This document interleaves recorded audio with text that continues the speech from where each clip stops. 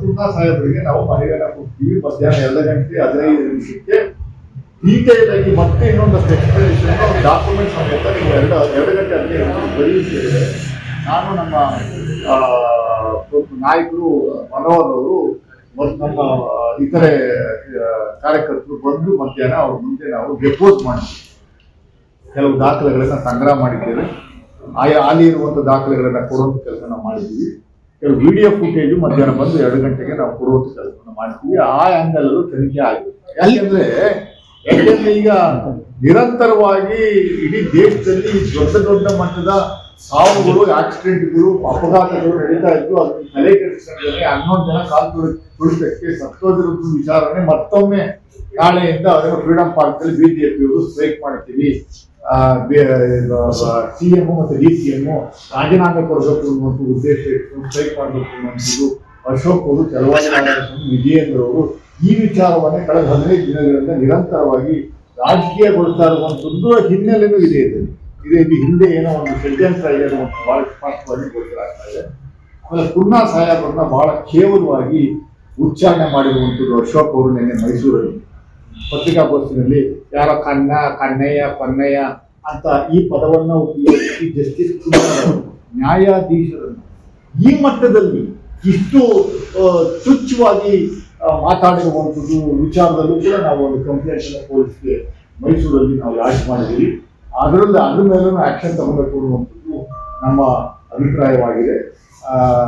So Ashok ಅವರು ಯಾರು justice ಹೇಳ್ತಾರೋ ಅವ್ರ ಕಡೆ ಯಾರಿದ್ದಾರೋ ಅವ್ರನ್ನೇ ಬೇಕಾದ್ರೆ ಅಪಾಯಿಂಟ್ ಮಾಡೋದಕ್ಕೆ ನಾವು ಮಾಡೋಣ.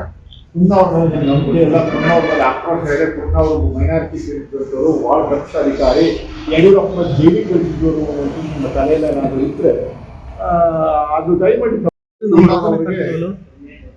ಕಾಂಗ್ರೆಸ್ ಪಕ್ಷದಿಂದ ನಾವು ದೂರನ್ನು ದಾಖಲು ಮಾಡಿದ್ದೀವಿ.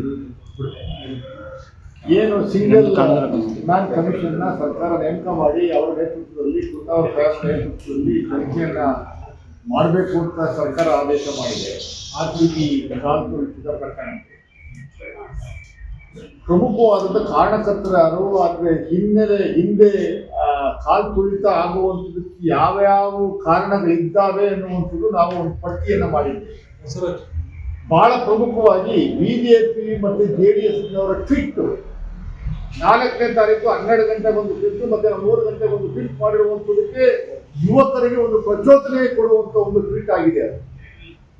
ಇದಲ್ಲದೇನೆ ಕೆಲವು ವಿಡಿಯೋ ಫುಟೇಜ್ ಪೊಲೀಸ್ನವರಿಗೆ ಲಭ್ಯ ಇರುವಂಥ ವಿಡಿಯೋ ಫುಟೇಜ್ ಮತ್ತೆ ಅದರ ಆಧಾರದ ಮೇಲೆ ಪೊಲೀಸ್ ತನಿಖೆಯನ್ನು ನಡೀತಾ ಇದೆ. ನಮಗಿರುವಂಥ ಮಾಹಿತಿ ಪ್ರಕಾರ ಪೊಲೀಸ್ ಫುಟೇಜಲ್ಲಿ ನೋಡ್ಬೋದು, ಕ್ಯಾಮ್ರಾ ಫುಟೇಜಲ್ಲಿ ಕೆಲವರು ಇದ್ದಕ್ಕಿದ್ದಂಗೆ ತಳ್ಳೋ ಕೆಲಸ ಮಾಡ್ತಾವೆ.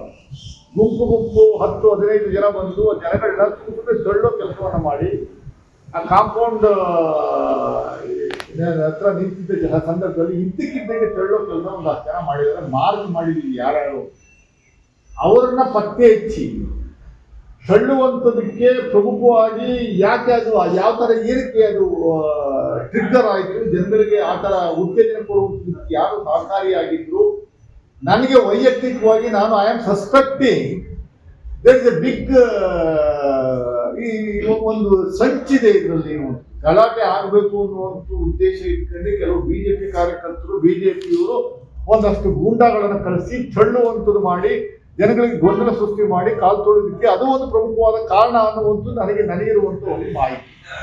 ಅದರ ಆಂಗಲಲ್ಲೂ ನೀವು ತನಿಖೆ ಮಾಡಬೇಕು ಅಂತ ಪುನ್ನಾ ಸಾಹೇಬ್ ಅದು ದಯಮಾಡಿ ತಾವು ನೇರವಾಗಿ ಅವರ ಹೆಸರನ್ನ ಬಹಳ ವ್ಯಂಗ್ಯವಾಗಿ ಏನೇನು ದಿವಸ ನೀವು ಮಾತಾಡಿರುವಂಥದ್ದು ಎಷ್ಟು ಮಟ್ಟಿಗೆ ನಿಮ್ಮ ಯೋಗ್ಯತೆ, ಬಿಜೆಪಿಯ ಮೈಂಡ್ ಸೆಟ್ಟು ಯಾವುದಕ್ಕೂ ಬೆಲೆ ಕೊಡಲ್ಲ ಅನ್ನೋದಕ್ಕೆ ಇದು ಒಂದು ಸ್ಪಷ್ಟ ಉದಾಹರಣೆ. ಅಂದರೆ ಇಡೀ ಸರ್ಕಾರ ನಿಂದಿದೆ, ಕೇಂದ್ರದಲ್ಲಿ ಏನು ಬೇಕಾದ್ರೂ ಮಾಡ್ತೀವಿ, ಜಡ್ಜ್ಗಳು ಕೆಲಸವನ್ನು ಮಾಡ್ಬೋದು. ನಾವು ಜಡ್ಜ್ಗಳು ನಮ್ಮ ಕಂಟ್ರೋಲ್ ಇದ್ದಾರೆ, ಕೋರ್ಟ್ ವ್ಯವಸ್ಥೆ ನಮ್ಮ ಕಂಟ್ರೋಲ್ ಇದೆ ಅನ್ನುವಂಥದ್ದು ನೀವು ಅಂದ್ಕೊಂಡು ಅದರ ವ್ಯವಸ್ಥೆಯನ್ನು ಇಡೀ ದೇಶದಲ್ಲಿ ಮುಂದುವರಿಸ್ತಾ ಇದ್ದೀರಿ. ಅದು ಜನಗಳು ಗೊತ್ತಾಗಬೇಕು, ಅದನ್ನ ಎಕ್ಸ್ಪೋಸ್ ಮಾಡೋದಕ್ಕೆ ನಾವು ಮಾಡಿದ್ದೀವಿ.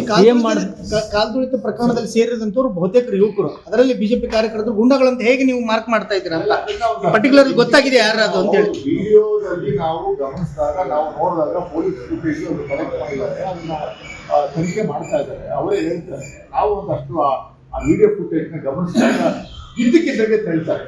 15 ಜನ ಬಂದು ಅವ್ರು ಯಾರು ಅನ್ನುವಂಥದ್ದು ಬೇಕಲ್ವ ನಮಗೆ, ಯಾಕೆ ತಳ್ತಾರೆ ಅನ್ನುವಂಥದ್ದು ಬೇಕಲ್ವ. ಹಿಂದ್ಗಡೆ ಅವ್ರೇನೋ ತಳ್ಳಿದ್ರ, ಇಲ್ಲ ಏನೋ ಸಮಸ್ಯೆ ಆಗಿತ್ತ, ಯಾಕೆ ತಳ್ತಾರೆ? ಇದಕ್ಕಿದ್ದಂಗೆ ತಳ್ಳಿ ಒಂದು ಗೊಂದಲ ಸೃಷ್ಟಿ ಮಾಡುವಂಥ ಕೆಲಸವನ್ನ ಮಾಡಿದ್ದಾರೆ. ಇದರಲ್ಲಿ 100% ಬಿಜೆಪಿಯವರ ಷಡ್ಯಂತ್ರ ಇದೆ. ಪ್ರತಿ ಹಂತದಲ್ಲೂ ರಾಜ್ಯ ಸರ್ಕಾರವನ್ನ ಇಕ್ಕಟ್ಟಿ ಸಿಕ್ಕಿಸಬೇಕು ಅನ್ನುವಂಥದ್ದು ಒಂದು ದೃಷ್ಟಿಕೋನದಲ್ಲಿ ಬಿಜೆಪಿಯವರು ಕೆಲಸ ಮಾಡ್ತಾ ಇರ್ಬೋದು. ಬಹಳ ಸ್ಪಷ್ಟವಾಗಿ ಕಾಣ್ತಾ ಇದೆ. ಅದರ ಆಂಗಲ್ ಅಲ್ಲೂ ಮಾಡಿ ಅಂತ ನಾವು ಹೇಳ್ತಾ ಇದ್ದೀವಿ, ಆಗ್ರಹ ಮಾಡ್ತಾ ಇದ್ದೀವಿ, ಸರ್ಕಾರಕ್ಕೆ ಆಗ್ರಹ ಮಾಡ್ತಾ ಇದ್ದೀವಿ, ಬೋಲಕರಿಗೂ ಆಗ್ರಹ ಮಾಡ್ತಾ ಇದ್ದೀವಿ, ಜಸ್ಟಿಸ್ಗೂ ಆಗ್ರಹ ಮಾಡ್ತಾ ಇದ್ದೀವಿ. ಬಿಜೆಪಿ ಮತ್ತೆ ಜೆಡಿಎಸ್ ಅವರು ಟ್ವೀಟ್ ಮಾಡಿದ್ರು ಅಂತ ಹೇಳ್ತಾ ಇದ್ರಿ, ಅದು ಪ್ರವೋಕ್ ಆಯ್ತು ಅಂತ ಹೇಳ್ತಾ ಇದ್ರಿ. ಸಿಎಂ ಟ್ವೀಟ್ ಮಾಡಿದ್ರಲ್ಲ 4 ಗಂಟೆಗೆ ಬನ್ನಿ ಸೆಲೆಬ್ರೇಟ್ ಮಾಡೋಣ ಅಂತ, ಅದು ಕೂಡ ಪ್ರವೋಕ್ ಆಗಿಲ್ವಾ? ಸಿಎಂ ಟ್ವೀಟ್ ಇದ್ದು ಟೈಮಿಂಗ್ಸ್ ಹೇಳಿ ಸರ್ ದಯಮಾಡಿ. ಸಿಎಂ ಟ್ವೀಟ್ ಇದ್ದು ಟೈಮಿಂಗ್ಸ್ ಹೇಳಿ. ಇವ್ರ ಟೈಮಿಂಗ್ಸ್ ನೋಡಿ, ನೀವು 12 ಗಂಟೆಗೆ ಒಂದು ಟ್ವೀಟ್ ಮಾಡಿದ್ದಾರೆ, 3 ಗಂಟೆಗೆ ಒಂದು ಟ್ವೀಟ್ ಮಾಡಿದ್ದಾರೆ.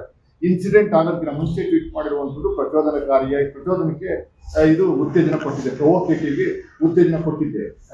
ಕೆಲವು ಯುವಕರಿಗೆ ಬಹಳ ಆಕ್ರೋಶ ಸೃಷ್ಟಿಯಾಗಿದೆ. ಸರ್ಕಾರ ಇದಕ್ಕೆ ಅನುಮತಿ ಕೊಡ್ತಾ ಇಲ್ಲ, ನಾವು RCB ಗೆದ್ದಿದ್ದೀವಿ, ಎಷ್ಟೋ ವರ್ಷಗಳ ನಂತರ ಗೆದ್ದಿದ್ದೀವಿ, ಕೊಡ್ತಾ ಇಲ್ಲ, ಸರ್ಕಾರದ ವಿರುದ್ಧ ತಿರುಗಿ ಬೀಳುವಂಥದಕ್ಕೆ ಇದು ಪ್ರಮುಖವಾದಂಥ ಕಾರಣ ಅನ್ನುವಂಥ ನೇರವಾದ ಆಪಾದನೆ ನಮ್ದು. ಅದರ ಆ ಆಂಗಲ್ ತನಿಖೆ ಮಾಡಿ ಅಂತ ಹೇಳ್ತಾ ಇದೀವಿ ನಾವು, ಅಷ್ಟೇ ನಮ್ದು, ಇನ್ನೇನಿಲ್ಲ. Thank you sir. ಹೆಚ್ಚಿನ ವಿಡಿಯೋಗಳಿಗೆ ಪ್ರತಿಧ್ವನಿ ಯೂಟ್ಯೂಬ್ ಚಾನೆಲ್ ಸಬ್ಸ್ಕ್ರೈಬ್ ಮಾಡಿ, ಬೆಲ್ ಐಕಾನ್ ಕ್ಲಿಕ್ ಮಾಡಿ.